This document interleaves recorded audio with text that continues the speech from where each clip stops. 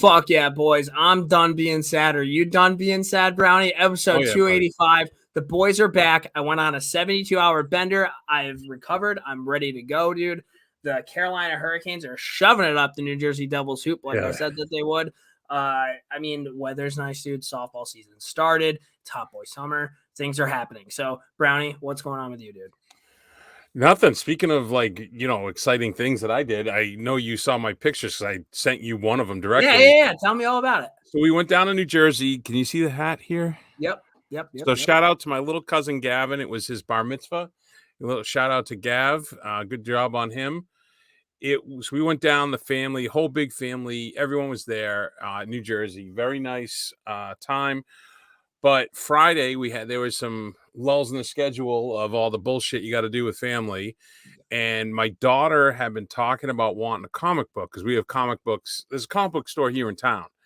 And so I was like, oh, you want a comic book? And I said to my wife, I go, if she's going to get her first comic book, I would very much like it to be at Jay and Silent Bob's comic book store. And she's like, you are so ridiculous.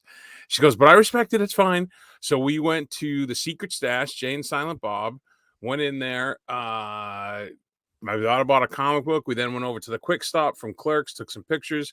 What was hilarious, though, is I got a whole bunch of shit, like souvenirs and stuff, of course. And one of the things, have you ever seen the movie Dogma, the old movie? Oh yeah, it's like a weird religious movie, but not religious, but it is. Well, I was living in South Carolina when that movie came out, and I had to drive over an hour to go see it because it's Bible Belt, Yeah. But you remember Buddy Jesus, like he's pointing at you with the thumbs up. Yeah. My daughter has been walking because there was a statue of it in the place. Yeah. My daughter has been walking around since we got back. And she points and gives you a thumbs up, and she goes, Buddy Jesus. And I'm like, I don't know how this is going to go over at school. But yeah, we had a blast. It was a very nice weekend. And like I said, that was like a big deal for me to go there and see that. I love those movies and that whole universe. So, and I sent a tweet out, and the Secret Stash tweeted back with a very nice message. And yeah, it was cool. Yeah, that's cool. Nice. That's awesome. So while you were making like core memories, I was blacking out. Vodka Twisted Tea, sponsored by Saratoga Vapor. I had a great weekend, man. It was much needed. Played 5 softball games, caught a ton of rays. Just feeling good, dude. Feeling really, really, really fucking good. Which is the polar opposite of what happened last week. So I might have to bounce back. So yeah, we'll see. But let's call this episode Rebound Boys. Rebound Boys. I don't hate that at all, dude. Fuck yeah, dude. Or the boys of Rebound, either one. Let's kind of get into let's do some mea culpas. Fire it up. Hi, this is Mea Culpa, and I'm here to introduce the Morning Skates Mea Culpas with Kat and Brownie. I forgot about these videos. It's the best videos in the fucking league. So, all right, let's do it. All right, so weed is legal in Canada across all the provinces. That's crazy. I never would have thought that. Way to go, Canada. Varlamov is the UFA for the Islanders. Nailed it. But Sorokin only has one more year. No, it'd be a shame to see him go. And at $4 million, I would assume he's going to get a bump. Yeah. Yeah. Considering Varlamov, I don't have it written down, but I believe Varlamov was more than that this year. Do you think the Linus Ullmark year was kind of fraudulent in the sense that like they didn't take a cup home? Because I saw some stuff about that, like Sorokin, Hellebuck being Vezina. I think you still got to give it to Ullmark, right? Like that's kind of I would think so. Very historic year. I think if he was really battling this injury that he was battling, then that explains quite a bit, Yeah. The Dallas Seattle preview that we did during the pod last week. Remember? Yeah. I was like, I'm not even sure if Pavelski's playing. That was the game he went off for 4 goals. So he's back. The All-American, dude. Love it. Stay hot, Brownie. And Montreal was the last Canadian team to win the Cup in 1993. You were correct. I was correct. It's been a long time in Canada. And you know what else is in Canada? Cold weather. Cold weather. And you know what you do to remedy cold weather? I don't know. It sounds like I should probably warm up. You should probably warm up with a heated core at heatedcore.com. Heated core. I really do like that. So this is one of our new sponsors. So Heated Core is a base layer that's battery powered, charges up in 6 hours, 3 different heat settings. It's almost instantaneous because it goes underneath, next to your skin. Very nice thin layer. I mean, put this on to go split wood, put this on to go walk the dog when it's cold out. You can shovel the driveway. Yep. You can go cross-country skiing, downhill skiing at the rink, everything. It's got a durable carbon fiber base, so this thing will take a pounding. I mean, heatedcore.com, promo code, is it up there? Morning Skate 15, perfect. Go check it out. Give Katie some business, our newest Seattle fan. I'm trying to get her to be drop-in writer. It'll be awesome. That would be pretty fucking cool. I think this is like how good Seattle's playing, too. If you live in the Northeast, man, it's kind of a no-brainer to get one. Northwest, Canada. Like, it isn't just the worst. Like when it's fucking really cold outside and you have to wake up extra early to shovel off cars before you go to work. You roll out of bed. You're like, God damn it, I don't want to get cold. How about you just turn on this power functioning thing that just, keeps me warm? So like, I don't know about you, but my wife is cold all the time. And if my daughter gets into hockey or figure skating, I don't care if it's in the summer. My wife would wear this in the summer, a day at the rink. Yeah. You get that chill you can't get rid of. This thing's perfect. The itch you just can't scratch. Exactly. Yeah. And also check them out. #OutlastYourAdventure. And pay attention for our Stanley Cup stats that are sponsored by Heated Core that we're putting out periodically throughout the week. Heated Core. Hell yeah, dude. All right. Let's do some NHL in the news. Sure, buddy.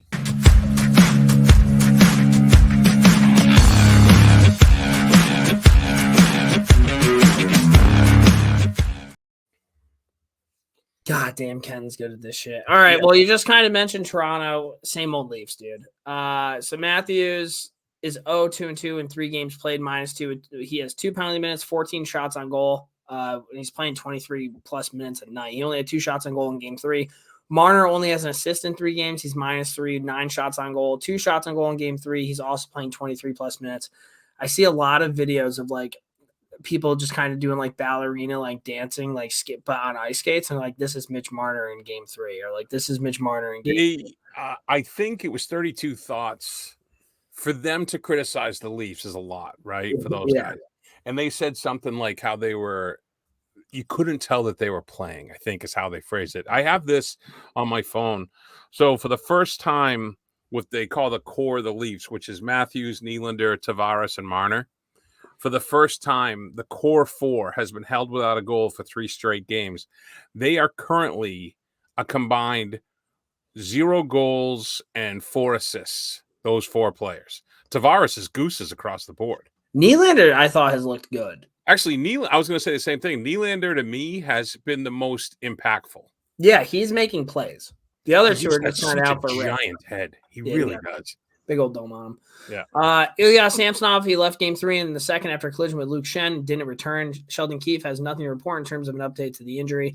Speaking of injuries, rookie Matthew Nees was diagnosed with a concussion. Will miss games 3 and 4 at the very least. Back to Samsonov. When asked about Sergei Bobrovsky's return to top 4 in the series versus Toronto and Boston, he replied, "I don't give a fuck." Which is kind of cool. Kind of a weird question to ask somebody like, "Oh, I'm bad." Well, I think they're boys. That's why it was asked. Yeah, but I don't know. I just thought it was funny, because the Toronto media almost had a meltdown over him using expletives. Oh my God.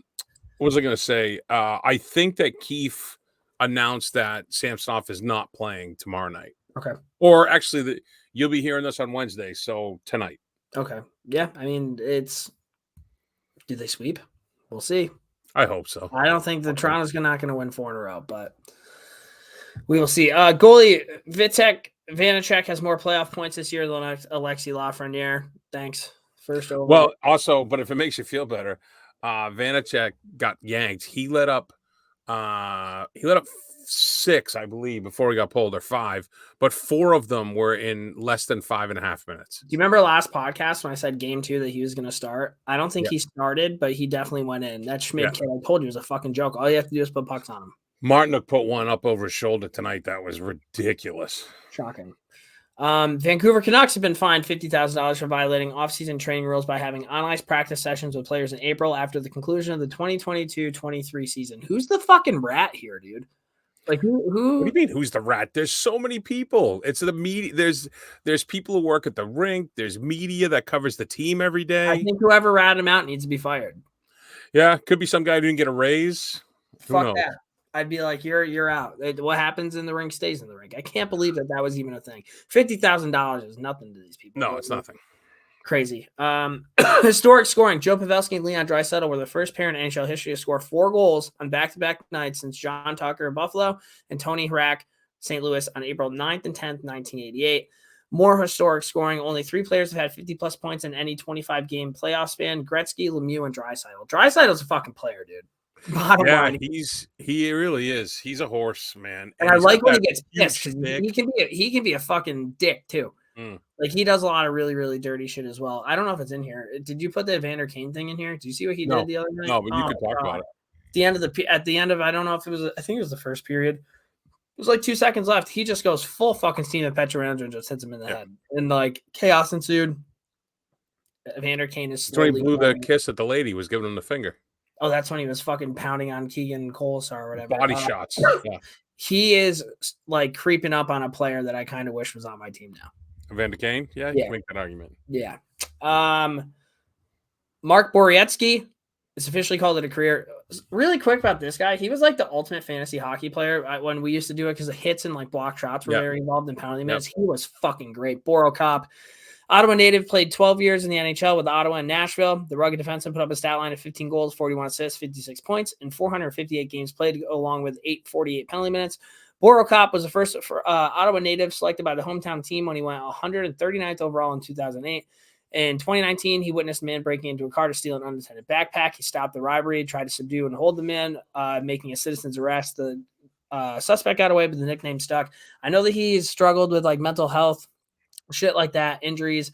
Put out this long thing thanking his wife, saying without her, he didn't even know if he'd be here. I thought that was kind of a stand up. Plus, like if you're leaving the league, you got to make sure that the wife is on your, the good side. So I thought that was very, very smart of him. Also very, very nice. This guy, you look at him and the first thing you think is hockey player. Like when he does the smile and there's just the second thing you think is, I don't want to fight him. No, absolutely fucking not. So stick taps to him. I've always been, I thought he's always played the game the right way too. I don't Agreed. Him, so, Carolina scored 3 shorthanded goals in Game 3 versus New Jersey and it tied an NHL record that has stood since the stat began being tracked in 1933-34 season. That's a long fucking time. This was funny. A fan edited a draft night photo of Jack Hughes and his mom to put Sebastian Aho's face on Hughes' body, plastered it on the bench behind the New Jersey bench. Clearly rattled the young devil as he took Aho to the ice in Game 3 in a kitten wrestling match. I mean, true. That was the softest fight. They're calling it a fight, and it wasn't. It was so soft, the two of them. But I guess like at the same time, the fact that Jack Hughes was sticking up for himself, I guess. Yeah, no, listen, I was impressed that he did, maybe getting the tooth knocked out, put a little swag in her. Yeah, but like, okay. Yeah, I don't know. St. Louis Blues fans, specifically Pat and Preston, Chicago won the Bedard lottery. Oh, I didn't know where you were going with that. Yeah. As Columbus falls to 3rd, Anaheim picks 2nd. Cronin put out a really funny blog, pretty much like just being like, why the fuck does this have to keep happening in my life? I once said I was like really on board with St. Louis. Now I'm very off board with St. Louis. So it's kind of nice to see things like this happen. All these people that are like, the NHL is rigged. How does Chicago get this after all this? Blah, blah, blah, blah, blah, blah, blah. I honestly thought. You fucking think the NHL wanted to deal with all you guys bitching and moaning about this? Like, I put out the tweet from the morning skate account. That was me who did that. Yeah. I was like, book it, Arizona or Montreal. Yeah. Like,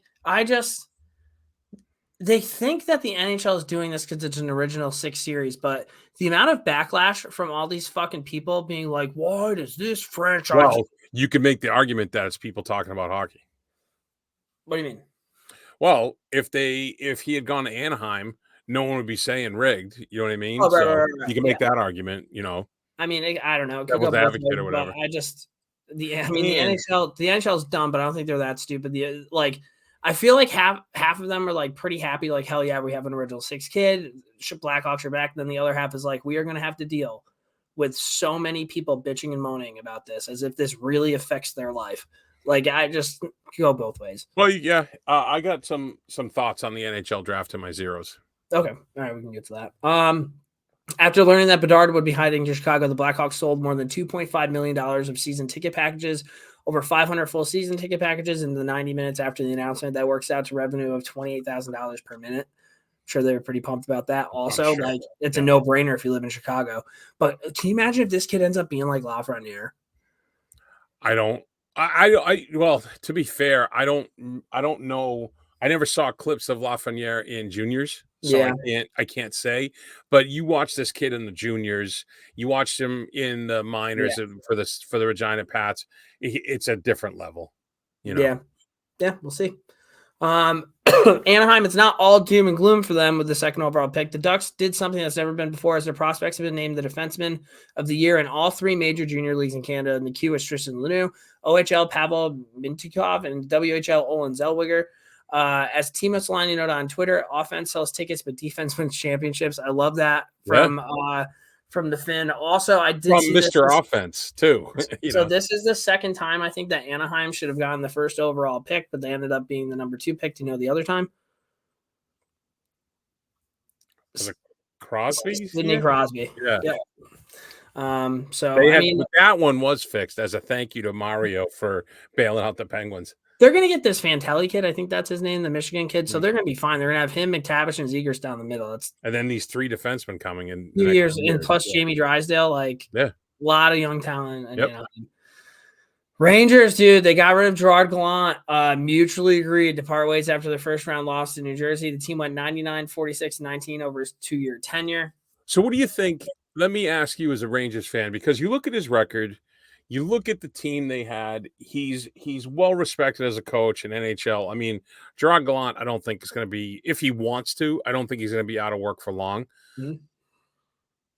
Do you think the players just tuned him out, or does Drury just think he needs a new voice, someone who can sweet talk the Eurocentric vibe a little bit? Yeah, I'm wondering how much backlash I'm going to get with this. I think that Gallant did the best he could with that team. I don't think you're getting any backlash. I don't think that there's any. The Rangers issue, and to me, it's been this way ever since fucking Stahl was a leader, Kreider became a leader. To me, and dude, I'm not in the room, so maybe I don't know this, but just by the way they play, their actions, the way they fucking handle the media and shit, they've never had an alpha in that room. They've never had a dude that was going to put their fucking ball bag on the table. Now, maybe Trouba, you could argue just because I mean, if the Rangers need something, he goes and he lights somebody up. But at least from the offensive kind of thing, and I've talked to you about this before, is it weird that Lafreniere and Capo haven't really turned out to be what they should be when you have Mika Zibanejad and fucking Chris Kreider telling them how to be a fucking pro? I think that we talked about this at the time. I think Barclay Goodrow could be that guy up front. I still don't think so. I think they need a completely new fucking voice on their forwards. Maybe. I truly think that's what it is. Panarin's not going to do it. He's a little Russian dude that likes to dance around and fucking twirl. Zibanejad, if he shows up, he shows up. I've never seen a goalie try to fire up a bench during a game like that. Hank, I mean, the only thing I can remember is Henrik Lundqvist fucking freaking out a few times because he was getting he would get no support. So I get that with Lundqvist. So half of me is okay, I understand why you got rid of the coach. This is unacceptable. We can't lose to the Devils. What the fuck's going on? And then the other half of me is it's a scapegoat. You could have had any coach there ever, and that's not going to make Mika Zibanejad or Chris Kreider perform any better than they did. I don't think so, at least.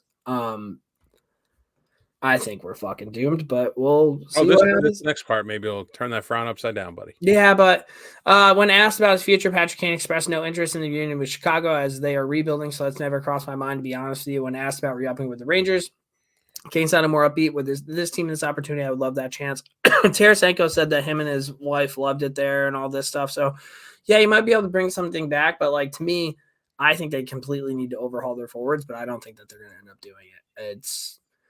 If you look at the teams that are in the playoffs right now, and I'm thinking of two, I'm thinking of the Seattle Kraken and I'm thinking of the Florida Panthers, and you look at the way they fucking compete, and I would even say the Carolina Hurricanes too, dude. The way they compete as a team, the way everybody has roles, the way that they don't take off shifts, the way that if they don't have it that night, they bring something else. Zibanejad did fucking nothing. And you would think, okay, well, if I don't have it this series, my job's going to be to shut down fucking Jack Hughes, or my job is going to be this. So it's funny you say that. I saw a stat during the game tonight. Jack Hughes has not recorded a point while Eric Stahl has been on the ice.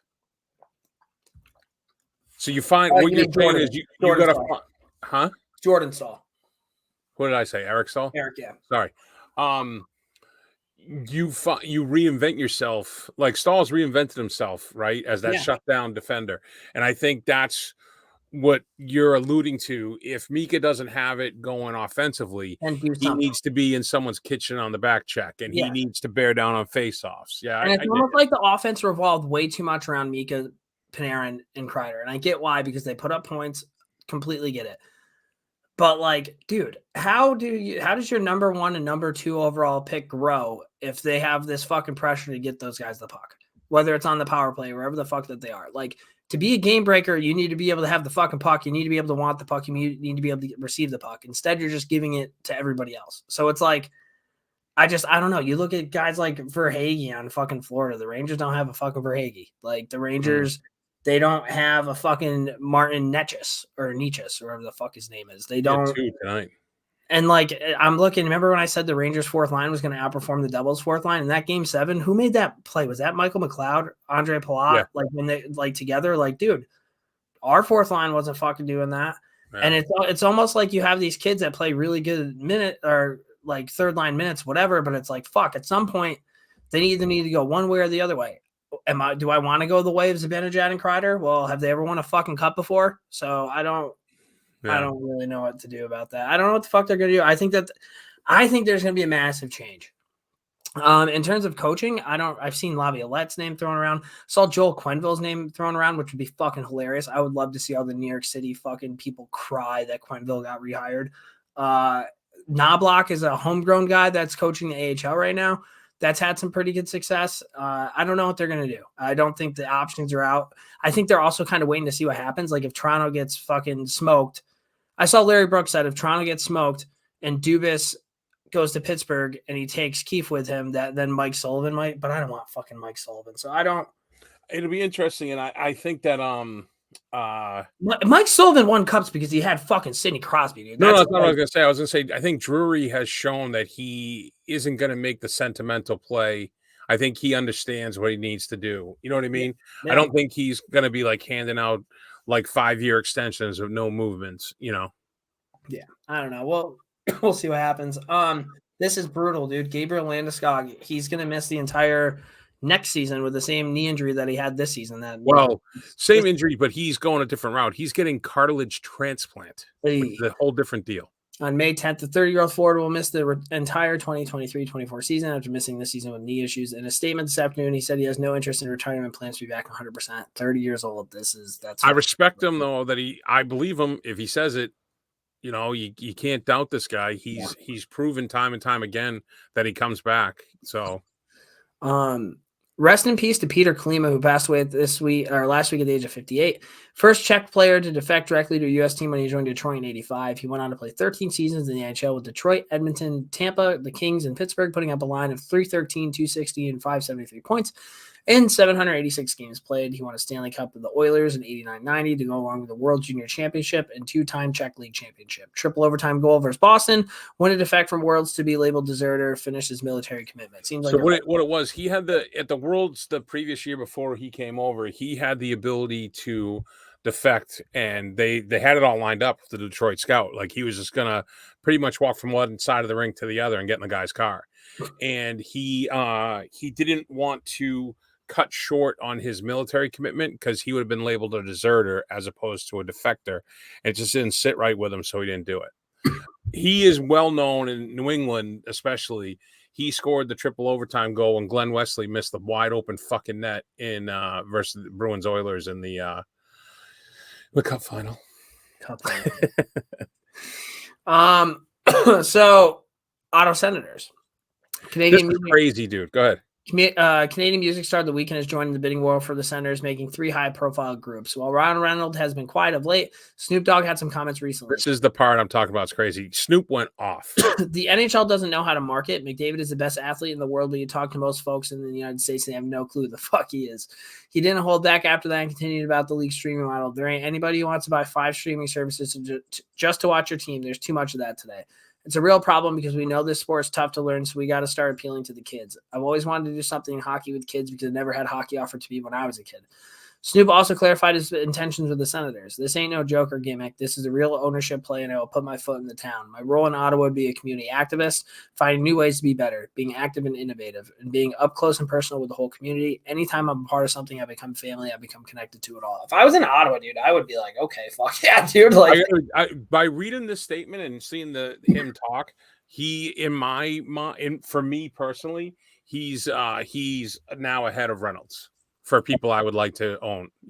I mean, I'm a Snoop Dogg guy anyways, but the fact that Snoop, clearly you're listening to the podcast because you hear me complain about streaming too. So anytime you want to come on and talk, happy to have you. But wouldn't that be unbelievable? All of a sudden you hear his music. But yeah, I mean, make it. How long have you and I been saying this? Make it easier to watch the games, not fucking harder. Yep. So sorry. Go ahead. No, don't. You're not wrong. Vegas netminder Aiden Hill joined an exclusive club on Monday night when he came in for relief of Laurent Brossoit, who was injured in the first period. Hill shut down McDavid in the high-flying Edmonton offense for 2+ periods, notching the W. He got his first career playoff win in relief in the second round, or later joining Curtis McElhinney, Andre Vasilevsky, Mike Smith, Steve Weeks, Gord Henry, and Lester Patrick. So you got your first NHL playoff win in the second round or later. That's a cool little stat. Yeah. I like that. Yeah. Matt Dumba too, because you got to remember, who do they have looking over his shoulder still? Yeah. Jonathan Quick's still there. Quick. Yeah. Matt Dumba was selected by the Wild in the first round of the 2012 NHL draft and now serves as an alternate captain for the team. In 2013, Dumba became the first known player of the Filipino descent to play in the NHL. Yeah, I just thought that was a cool stat, and anytime I can bring Matt Dumba up, I like to. And Wayne Gretzky's stat of the week. The Great One had 3 assists in one period of a playoff game, sharing this record with 69 other NHL players. However, of those players, Gretzky is the only name to appear on that list multiple times, notching the feat on 5 different occasions. Is that good? Crazy, right? Is that good? Or yeah, I think it's probably pretty good. Now we're going to kind of get into our playoff matches right now. First things first, we're going to start off with Toronto and Florida. Right now, Florida's up 3-0, dude. They play tomorrow. 3-0 with a game. When you're listening to this, the game will be tonight, Wednesday, at 7:00. 7:00 on ESPN. Game 1, Florida won 4-2. Game 2, Florida won 3-2, and then Game 3, Florida won 3-2 in overtime. So we kind of look through. Austin Matthews leads the Leafs in goals with 5. Marner with 10 assists. Marner leads the team with 12 points. Ilya Samsonov an .898 save percentage. Be better, buddy. And then on the other end, what's his name? Wall, right? Yeah. Yeah. On the other end, Brandon Montour, 6 goals. Matthew Tkachuk, 10 assists. Matthew Tkachuk, 15 points. And Sergei Bobrovsky with a .909 save percentage. Also not great, but better. Yeah, better. Yeah. Has anyone had a better fucking hot streak in the playoffs than Brandon Montour?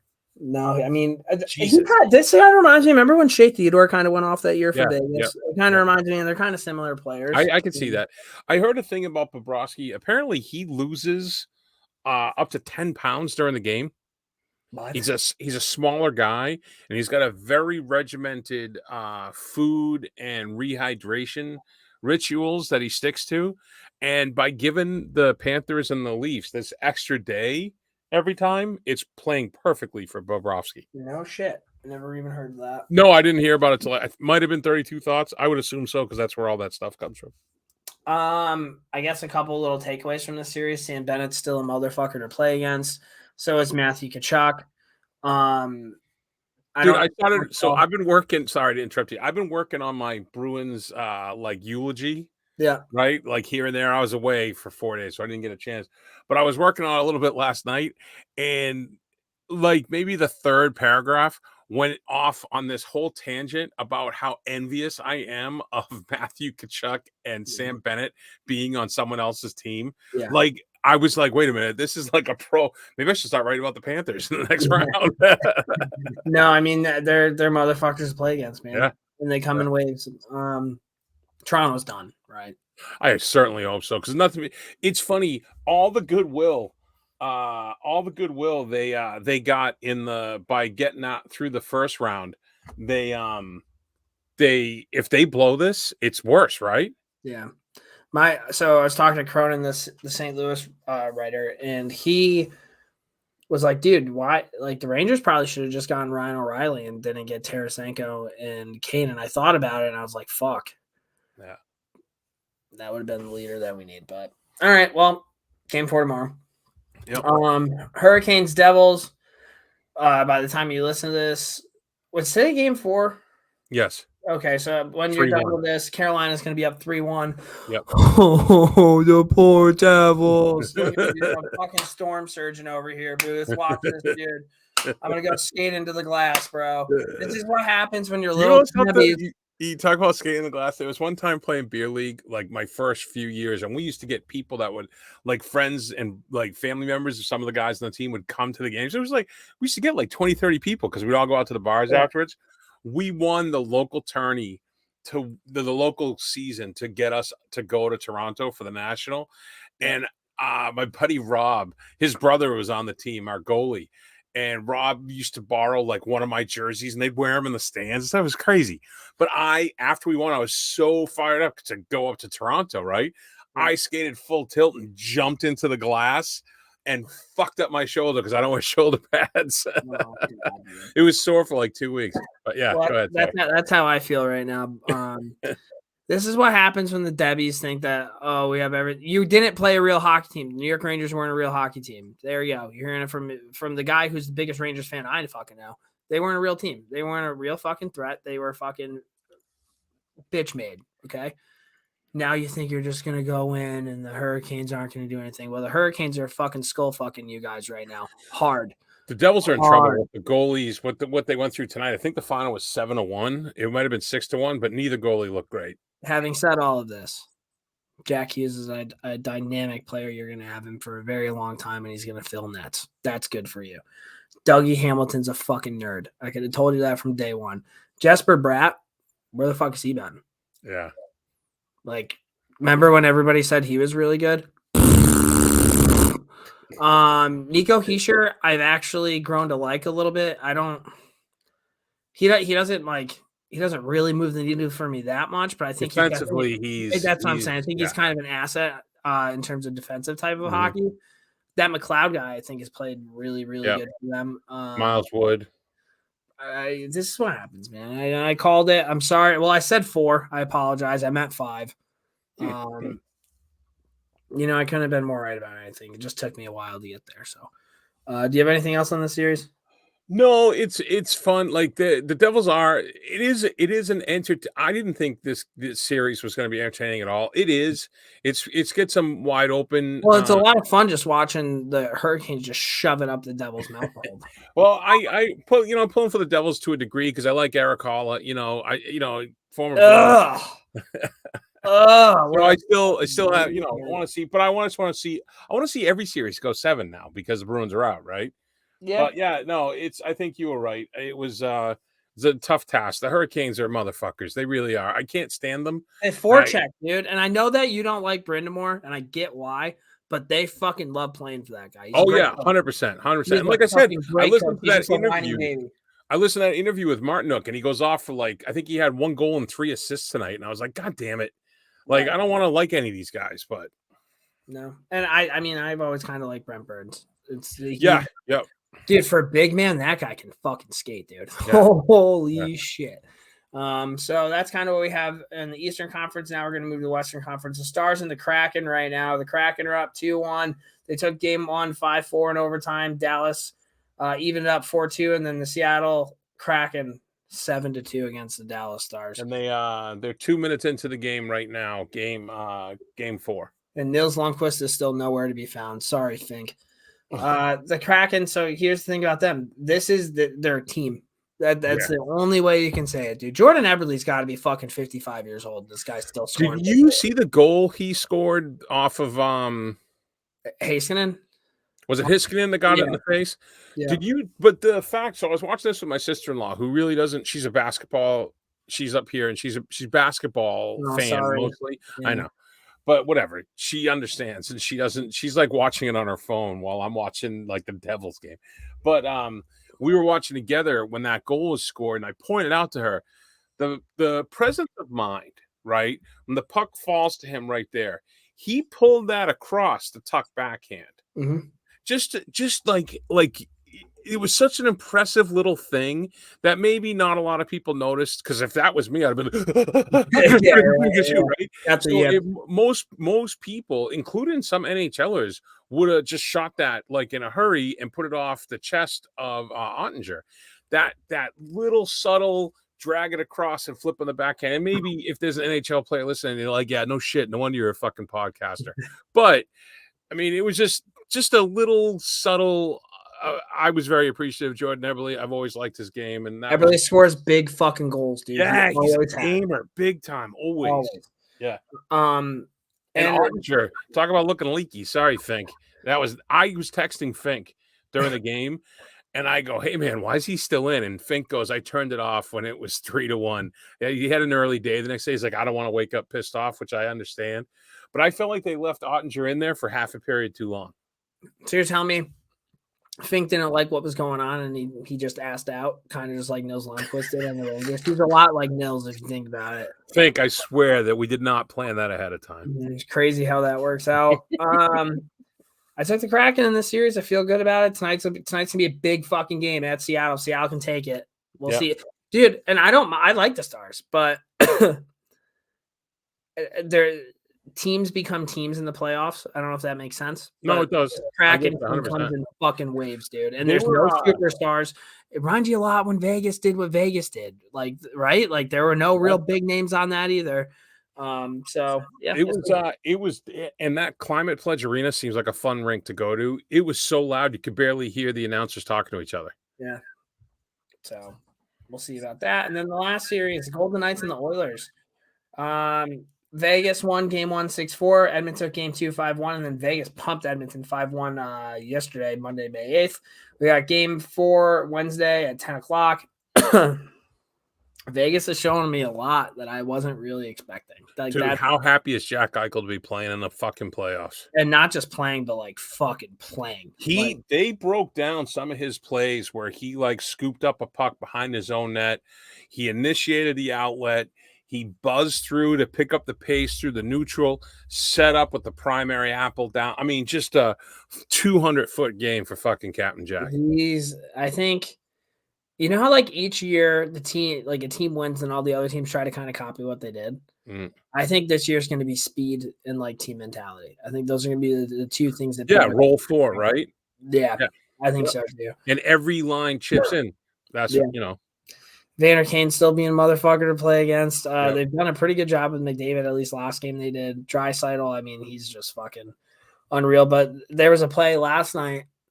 I was watching it when McDavid had the puck, and Stone just comes back, stick lifts, take the puck from McDavid. Stone's so like, you don't see too many people pickpocket McDavid. Two fucking back surgeries, that guy. Yeah. What a fucking beast. The other thing I will say is they're in trouble with their goalie. So that would worry me. Who, Vegas? Yeah, they're fine with the kid who came in. I forget his name.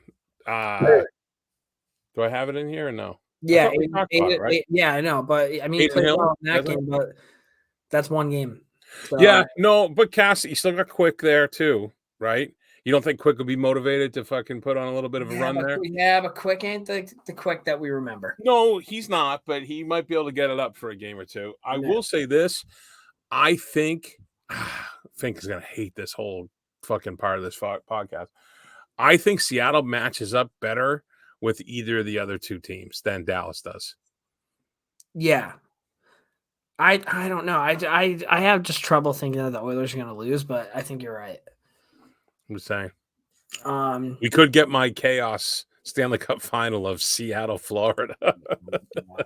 So Sorry. That was probably really loud if you're listening. Sorry.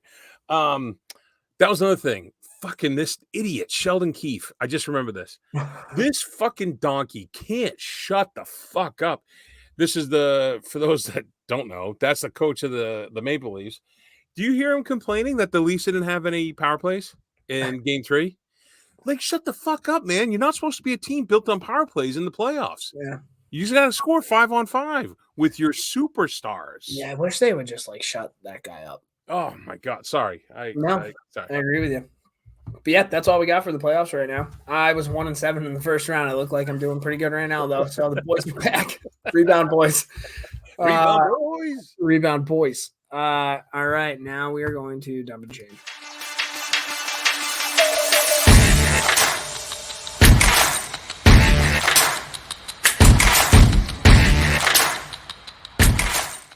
So stupid. All right, dump and change, dude. What we got? So Samsung has introduced a new TV. It's a 292-inch on the diagonal. It's called the Wall, and it's $800,000.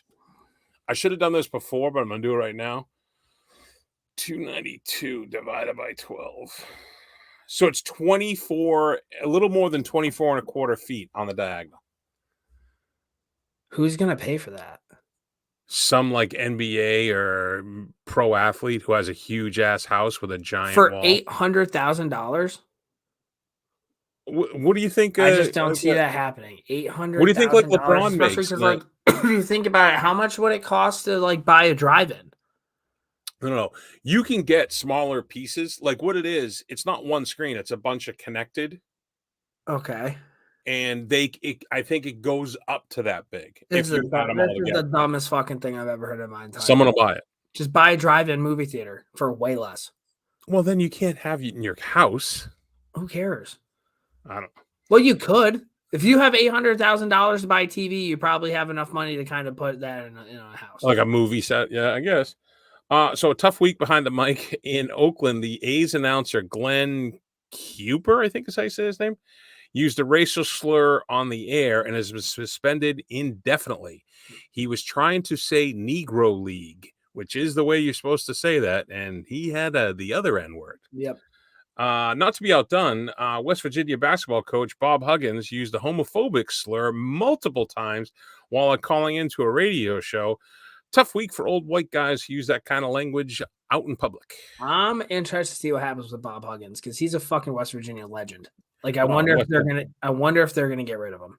I probably not. I think that'll be. It's not basketball season. They're just gonna keep it quiet and keep it moving. It's gonna be interesting to see. Per the New York Post, Finance Buzz, a website that offers informational tips and recommendations about money and things like car insurance, has put out a call for a, quote, Fast and Furious claims adjuster to take note of the damages from all the car crashes in the more than 20 hours of the franchise's films. We'll pay our Fast and Furious claims adjuster $1,000 plus $100 to cover the cost of any streaming fees, movie tickets, and snacks, per the press release. Buddy, if I'm like bartending again and I had a couple days off in a row, I would totally sign up. You know what I mean? Give me the formula and I'll punch it all in. You've all heard of dumping bodies in New Jersey, but someone is dumping cooked pasta in the woods in the area of Old Bridge, where some experts estimate that as much as 500 pounds were dumped. The varieties include spaghetti, ziti, and macaroni. I would like to know who's a fucking expert that can tell you by looking at it how many pounds of pasta it is. I don't know why this is a story. Somebody just walked into the woods and found a ton of pasta, and they're like, it's in a very residential, like upper middle class, I would say, area, and it's like right off like a bike path, and it's just like I saw the pictures, piles of spaghetti. It's crazy. It's the craziest thing. Sticking with food, a couple was recently caught trying to smuggle nearly 375 pounds of fruit roll-ups into Israel. Apparently, the sugary fruit concoction is going for upwards of $6 a roll in Israel, where a recent TikTok video showed people freezing it and using the rolls as ice cream cones. The treat goes for approximately 50 cents in the U.S., so pretty good margin. Authorities have seized over 600 pounds in the last week alone, not counting this recent bust. Why can't they have fruit roll-ups?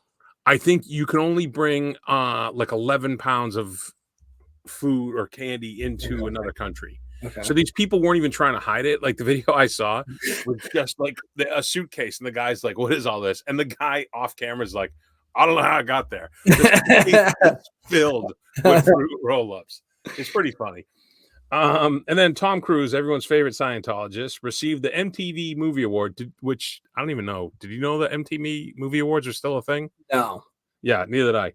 He won this for the film Top Gun Maverick. Naturally, Cruise accepted the award while flying a vintage fighter plane, and then ends the clip with he gave like a shout out for Mission Impossible, and then did like a hard right bank and dip. Dude, is it okay to think somebody's like really, really fucking weird, but also really, really fucking cool? Because like that's kind of what I think about Tom Cruise. Like, because that is what, whenever you hear this phrase, this is the phrase that you use to talk about Tom Cruise. You have to separate the art from the artist. yeah, And that's Tom Cruise to a T. He's a fucking lunatic, and he could be involved in like covering up murders and kidnaps for Scientology if you go into right. that stuff, allegedly. Allegedly. That stuff and look at some of the nonsense they got going on. It's crazy. But you cannot, I will fight anyone who says that Tom Cruise doesn't do his fucking best to entertain the country and the world. In terms of stunts, the only other person that I think that does the same kind of stunts, maybe to that, Jackie Chan, I think did all of his stunts. And like, but Jackie Chan's not the actor that Tom Cruise is. Yeah, and Jackie Chan also doesn't fly airplanes. Right. Or you know there was one of the Mission Impossibles, he did this like whole helicopter thing, and he learned how to fly a fucking helicopter in order to do this. Yeah. He's nuts. And I will tell you this, I have a friend whose wife is involved. They used to live in California, and they're involved. I don't know how much to say. They're involved with some kind of charitable event that she goes out there every year for like 10 days and puts on this big event. And one year, the person they were honoring was Tom Cruise. And he showed up by himself on a motorcycle, no security, would not let go of his helmet. So they thought he had maybe like a weapon in there to protect himself. Could not have been nicer, apparently. Like introducing him like, oh, this is, Jimmy. Yeah. This is Tom Cruise. Like, what do you say? Yeah. And he would say to everybody, hey, Tom Cruise, nice to meet you. Like, not like, you know who I am. Like, listen, if we went to a morning skate fucking live podcast, I would probably walk in like, you know who I am. I'd be a fucking dick. I'd have them carry me on stage. Yeah. So he was introducing, hi, Tom Cruise. So apparently he's a very nice guy, but that whole Scientology, man, is a fucking slippery slope down to fucking crazy town. A little bit. I don't have anything with Rangers. Do you have anything with Bruins? No, but I got Northeastern. Okay. What do we got? So Mia Brown, she was named the 7th woman by the NU Doghouse. That's the fan section up there in the balcony. Okay. Yep, exactly. And the team announced a new leadership group for next season. Megan Carter went from the alternate to the Big C. Good for her. Captain Canada.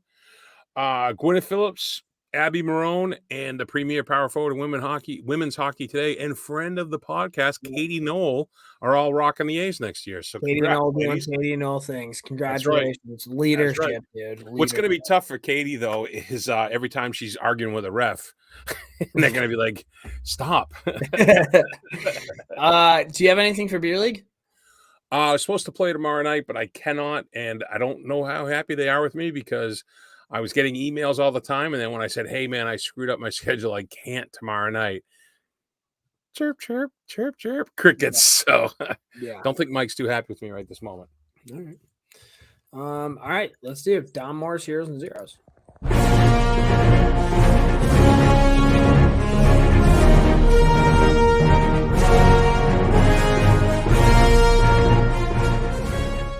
So I showed my wife. I feel like that's Jurassic Park, dude. Like it's very close. Well, if it makes you feel better, I look like some giant brontosaurus trying to turn there. So I said to my wife, I go, look at it. And I showed her the clip. She goes, why is that in slow motion? I go, I'm not sure it is, number one. And then she goes, why don't you have a shirt on?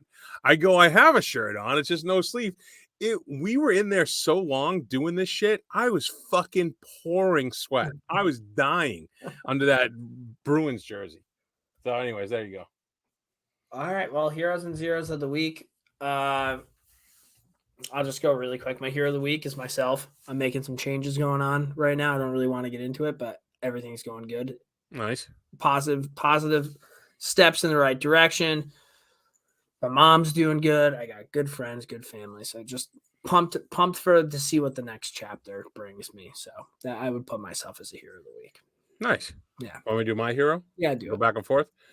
My hero is Boston Bruins head coach Jim Montgomery. Obviously, Monty also listens to the podcast, and we'd love to have you on because he clearly heard me chirping him a little bit last week, saying, you got to step up and own this shit, buddy. You're the head coach. And that's exactly what he did in the exit interviews. Cool. He came out and he said, I want to clarify my comment. And I'm not getting it exact, his quote. I'm paraphrasing. Mm-hmm. He said he wanted to clarify his comments and that he doesn't just rely on goalie coach Bob Essena. The final decision on who to play rests with him as the head coach. And he said that in hindsight, he should have started Swayman in game 5. Okay. So listen, ownership. If I'm going to give him shit for not saying it, then I have to give him credit for saying it. And I will say this. A lot of coaches won't walk that back. So I respect the hell out of him for doing so. Accountability, dude. Yeah, exactly. My zero of the week goes to anybody who, like, if you're turning right onto a road and you look to your left and you see a car coming kind of like quick, anybody who pulls out in front of that car and doesn't get going, those people should be ran off the side of the road. Not only doesn't my get zero of the going, week goes to people like who an just don't immediate know how to turn. fucking drive. Drives me insane. Or how about the people that pull out in front of you and then they take an immediate turn? Like, what the fuck? Why'd you do that? What was the point of that? Yeah, exactly. I'm with you there. Zero of the week goes to people who do that. So my zero of the week, listen to the NHL offices. I want you to listen here because I'm going to fix this whole. Fuck you, Peros. Yeah, fuck you, Peros. But I'm going to fix this whole lottery fucking nonsense draft stuff for you. First off, if you're going to do a lottery, do the fucking ping pong balls, right? Let's make it live. Let's do all that. But let me offer you a little tip on how to fix this. You have 16 teams that make the playoffs. Yep. 16 teams that don't. Yep. When the season ends, instead of starting up the playoffs in 2 days, let's wait 6 days. Okay?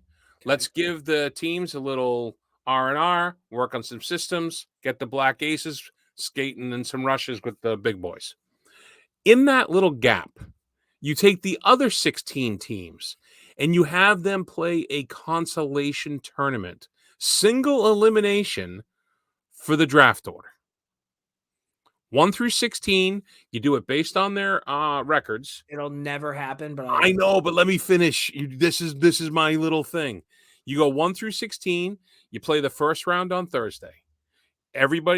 You're down to 8 teams for Saturday.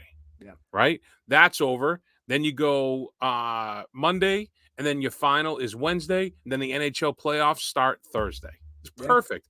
And when you get to the final game, winner gets number 1, loser gets number 2. Yeah, I don't hate it. I think it would work. There's no tanking. And everyone's contract. How would you have to separate all the other, like, by goal differential? What do you mean? So if you lose the first game, you're eliminated, but there's also 4 other teams that are losing the first game. Yeah, then you do it by record. Okay.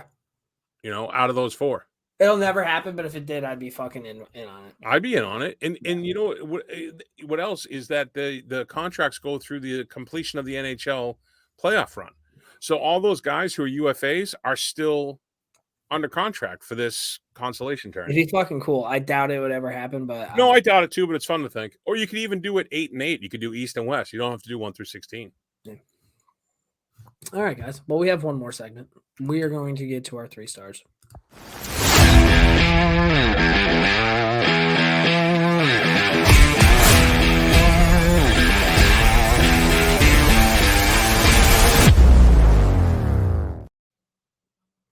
All right, 3 stars of the week. Seattle killed off an early penalty. Love that. 3 stars of the week. We're picking jobs that we think that you and I should have. Yep. Or what I only did you, but you also said that you had jobs for. So let me buzz through the bloggers because I did these. Dude, these came very easy to me. I think Disco should be the dude from Dodgeball, whoever Ben Stiller plays. Oh, I watched your heavyweights. Oh, what'd you think?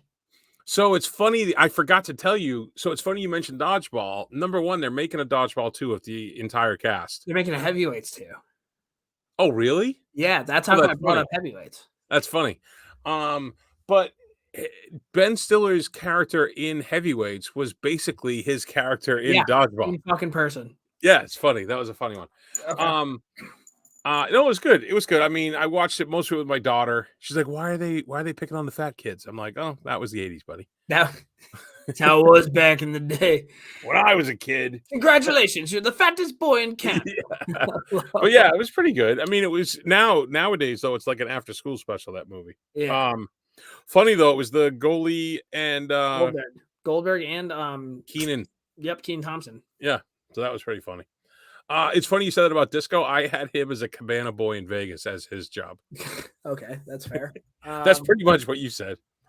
I'm going to tell you everybody I did except for Fink, because Fink kind of goes with what I got for you. Okay. I got Jenkins as a motivational speaker, but / guru and kind of shifty. I have Jenkins as a farmhand. Oh, I could see that too. Yep. What do you got for Preston? I'll tell you mine. See if this works for you. Like a fucking college professor, but he teaches like science. Nice. Well, that kind of goes along with it. Preston's the guy that when you go into the dispensary, he talks to you a way more detail than you're ready for about different strains. All right, fair enough. Fair enough. That one's him. Wild Bill, I have him as he is the alumni advisor or the chapter advisor for a national fraternity. And he just bounces from frat house to frat house and gets lit up with the boys when he's supposed to be checking on them. It's basically Wild Bill's Jaeger Bomb Tour of America.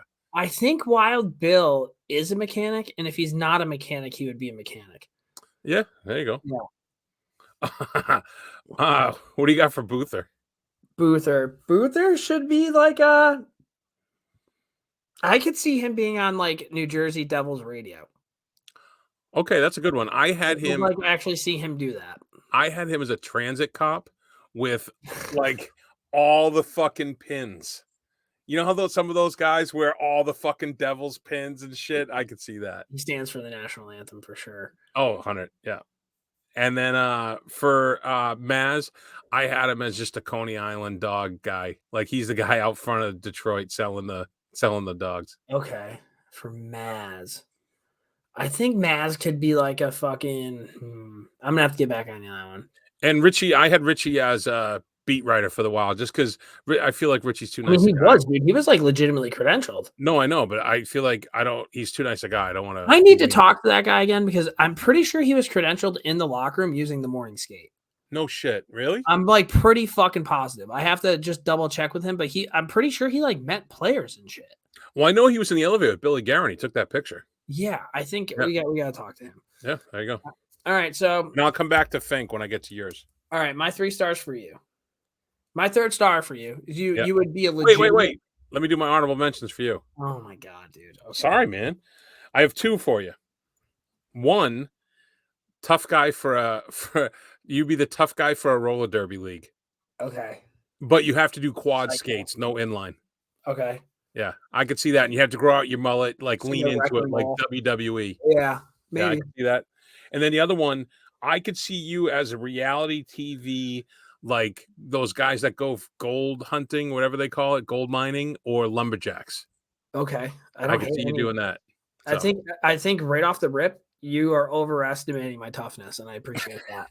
Well, it's a tattoo and roller derby, so it's not really real. That's tough, dude. All right. My 3rd star for you. Yep. I'm going to do a legitimate Big J journalist. I think that you could do that because whenever you do anything like that, you really fucking go balls to the wall, and it would be really cool if that's what you did. Because I think that you could do that. So, thanks, buddy. So for you, my number 3, what's the guy? Oh, Jesse Pollock.